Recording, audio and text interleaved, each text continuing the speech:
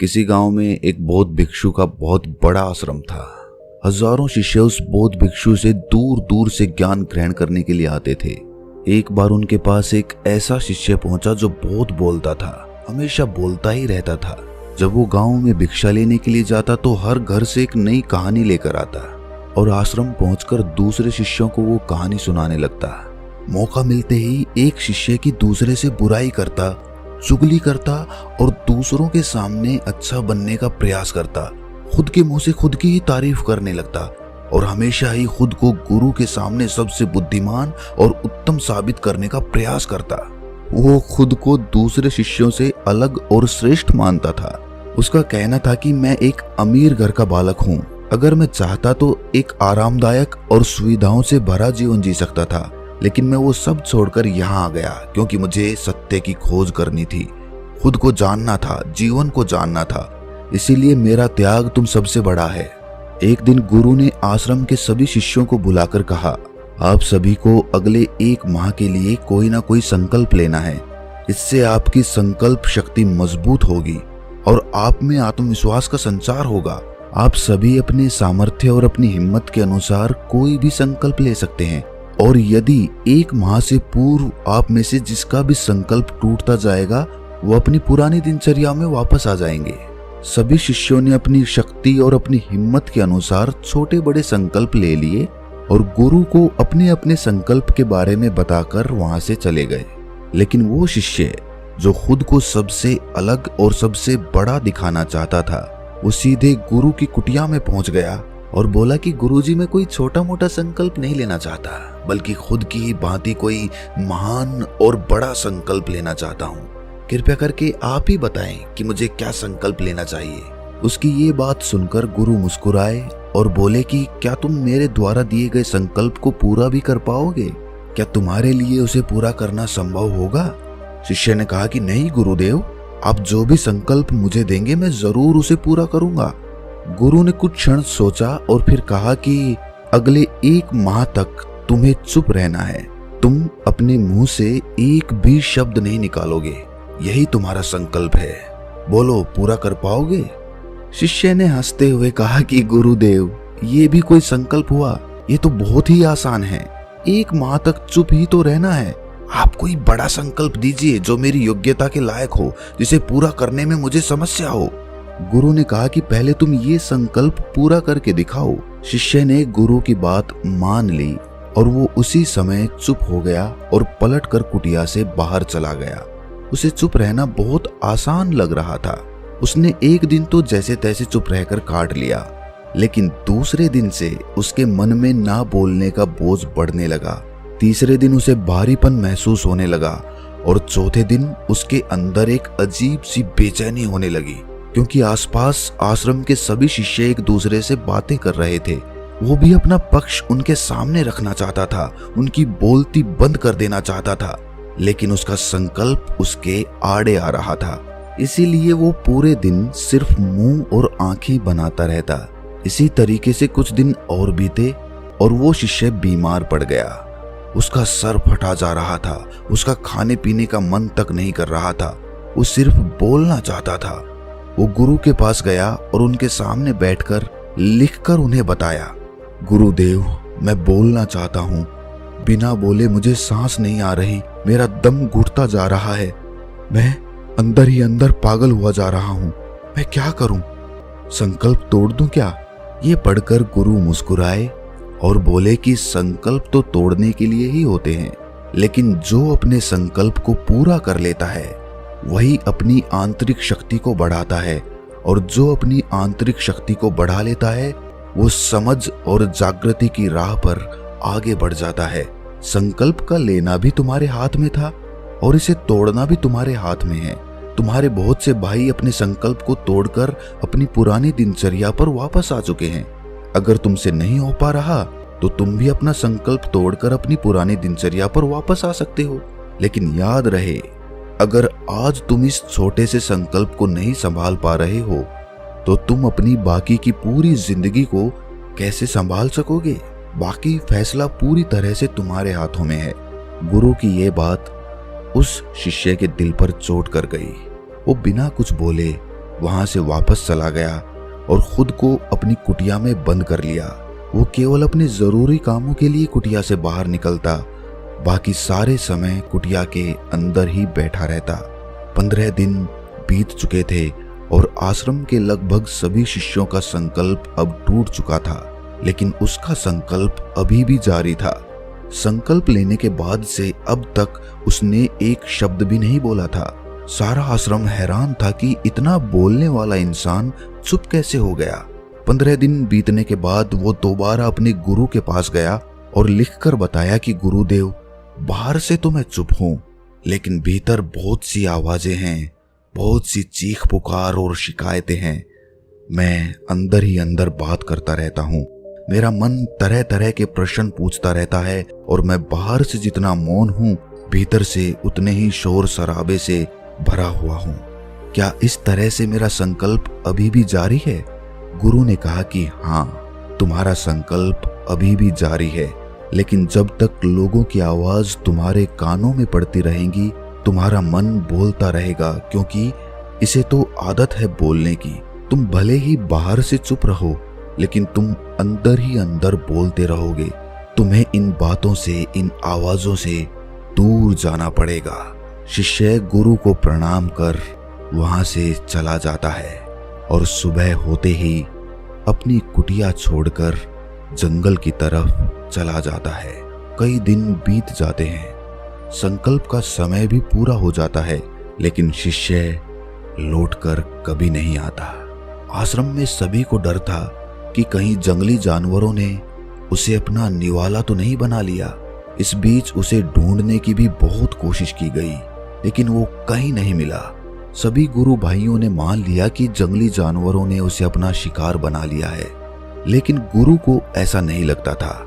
एक दिन आश्रम का एक दूसरा शिष्य गुरु के पास आया और बोला कि गुरुदेव, हमारे उस अधिक बोलने वाले भाई के साथ क्या हुआ होगा? क्या जानवरों ने उसे मार दिया होगा? गुरु ने कहा कि हो सकता है कि जानवरों ने उसे अपना शिकार बना लिया हो, लेकिन उसके ना लौटने की एक दूसरी वजह भी हो सकती है। शायद उसे वो मिल गया है जिसके लिए वो गया था। फिर शिष्य ने पूछा कि गुरुदेव, क्या ज्यादा बोलना इतना हानिकारक हो सकता है? गुरु ने कहा कि इंसान के जीवन के बहुत सारे दुखों में से एक दुख ये भी है कि वो कभी चुप नहीं रह सकता, हमेशा कुछ ना कुछ बोलता ही रहता है। सिर्फ हमारे बोलने के कारण हमारे आधे से ज्यादा दुख पैदा होते हैं। परिवार के अधिकतर झगड़ों की वजह हमारा बेमतलब बोलना ही होता है। हम में से कोई भी चुप रहना ही नहीं चाहता। हम बस सामने वाले को अपने मन की सारी बातें सुना देना चाहते हैं, फिर चाहे सामने वाला उसे सुनना चाहे भी नहीं। और इसी तरीके से हम बेमतलब की बातें बोलते रहते हैं और अपने अंदर दूसरों की बेमतलब की बातें भरते रहते हैं और जिंदगी भर यही चलता रहता है।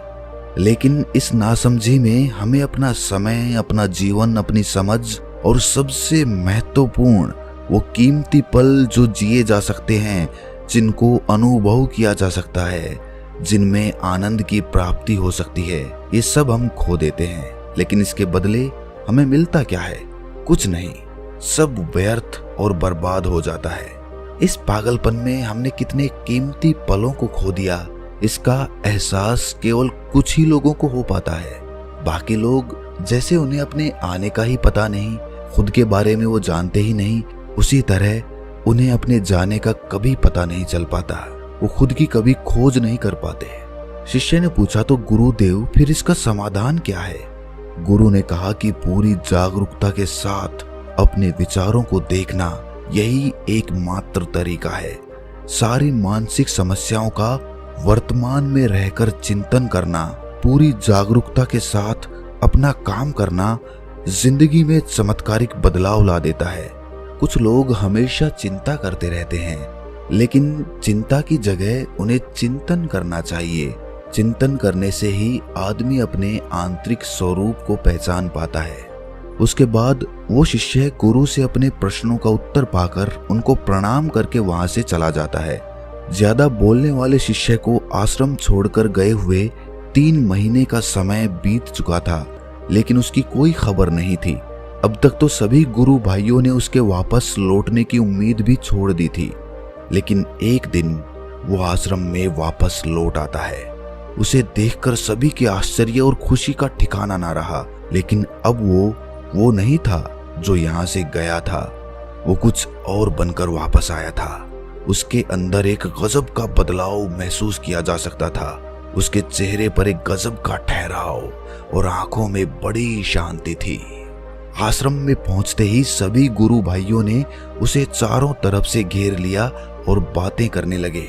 वो भी अपने गुरु भाइयों से बात करने लगा। उससे बात करने वाले शिष्यों ने अनुभव किया कि अब वो पहले जैसा उतावला और बातूनी नहीं रह गया था। उसके मुंह से एक एक शब्द बहुत ही सुलझे हुए और मधुरता के साथ निकल रहे थे। थोड़ी देर तक गुरु भाइयों से बात करने के बाद वो सीधा गुरु की तरफ चला गया। उसने गुरु के चरण स्पर्श किए और कहा कि गुरुदेव, क्या मैं अब भी मौन हूं? क्या अभी भी मेरा संकल्प जारी है? गुरु ने कुछ देर तक शिष्य की आंखों में बड़े ध्यान से देखा और फिर कहा कि हाँ, तुम अब भी मौन हो। तुम्हारे मुंह से एक भी शब्द नहीं निकल रहा और तुम्हारा संकल्प अभी भी जारी है। शिष्य ने कहा कि गुरुदेव, जब मैं आश्रम से गया था तो मैं मुंह से तो चुप था, लेकिन मेरे अंदर बहुत सी आवाजें थी। मन में बहुत से प्रश्न थे जो बंद ही नहीं हो रहे थे। मैं जंगल तो चला गया इस उम्मीद से कि मुझे वहां शांति मिलेगी और मेरे मन की बकबक कम हो जाएगी, लेकिन मैं जितना एकांत में जाता गया, मेरे अंदर की आवाज उतनी ही तेज होती गई। मेरे भीतर की पुरानी से पुरानी आवाज मुझे सुनाई देने लगी। तब कहीं जाकर मैंने महसूस किया कि मैं कितना गलत कर रहा था। जब मैं अपने परिवार वालों, दोस्तों या फिर गुरु भाइयों को बुरा भला कहता था तो उस समय मुझे लगता था कि मैं सही कर रहा हूँ।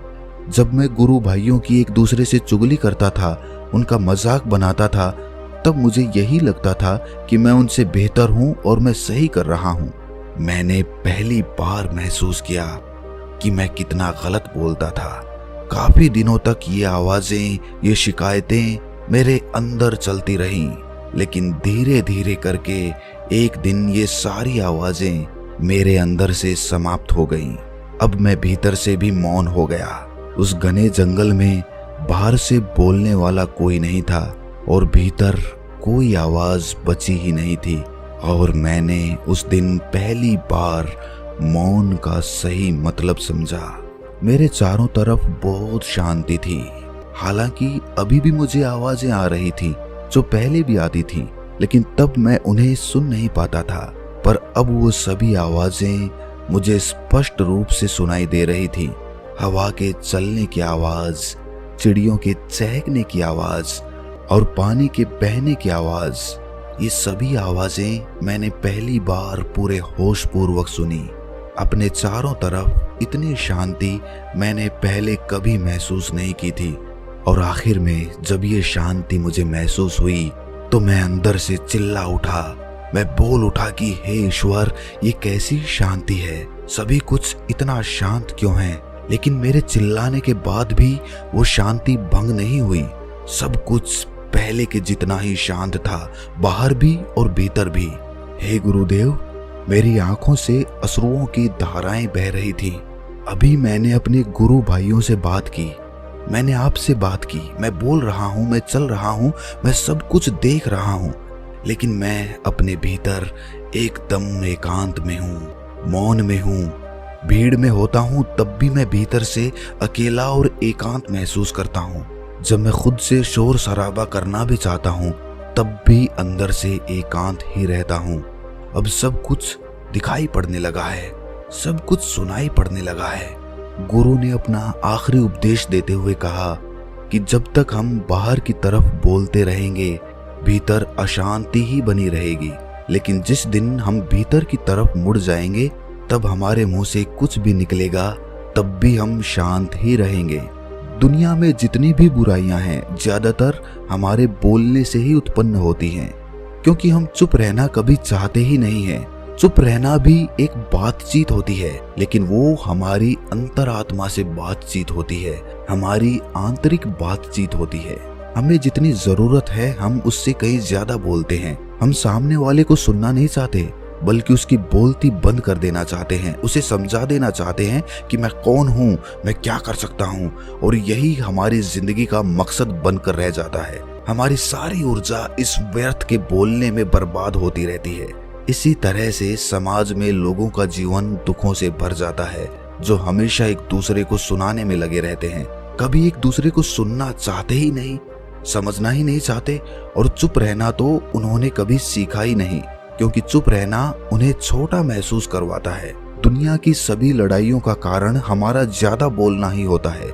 इसीलिए हमें सिर्फ उतना ही बोलना चाहिए जितना जरूरी हो, क्योंकि व्यर्थ का बोलना ऊर्जा को नष्ट करता है, और ये बोलना ही हमें भीतर की ओर लौटने नहीं देता, क्योंकि ये हमें बाहर की ओर खींच कर रखता है, और बाहर है ही क्या इस संसार के अलावा।